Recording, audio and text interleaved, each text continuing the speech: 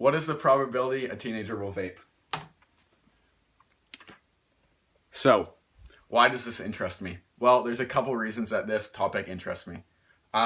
First off, I've seen many news articles about it, and I've read many articles, so it interests me that way. Secondly, personally, I've noticed that lots of kids around school have been vaping, so I would like to learn the probability of that.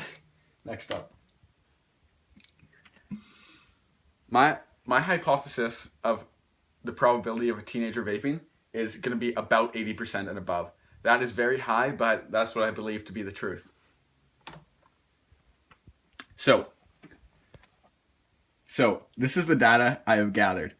We can see that 6 people do it daily, 12 people do it occasionally, 3 people said no, they've never done it ever, and yes, 8 people have done it once or twice in their life.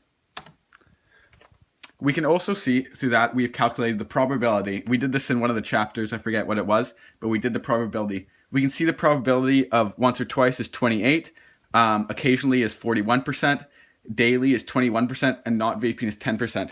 Altogether, we can see that people who have tried it just once or daily or occasionally altogether, we can see that it is 89.9% probability. That's well above my hypothesis, about 10% higher.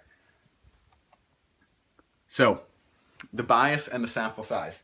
Obviously, there's going to be lots of bias because the way I gathered this poll was off my Instagram bio.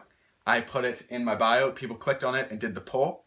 So, it's only going to be teenagers from Tsawwassen, which is a very small demographic. Mostly white people, not really any other race. And probably upper middle class as they are living in Tsawwassen. And the total number of people surveyed is about 29%. 29 people were surveyed, not 29%. That would be a weird number of people.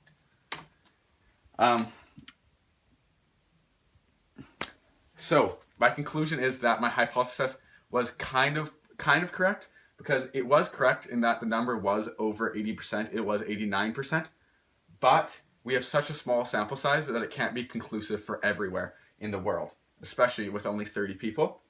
And some of the conclusions we can make from this is that lots of people are doing dangerous vaping when it's not safe for you to have. Cigarettes are not safe, and this could be the next cigarettes. So thank you for listening. I have my sources here. I don't think you need that on the presentation, but thank you for watching. Thanks.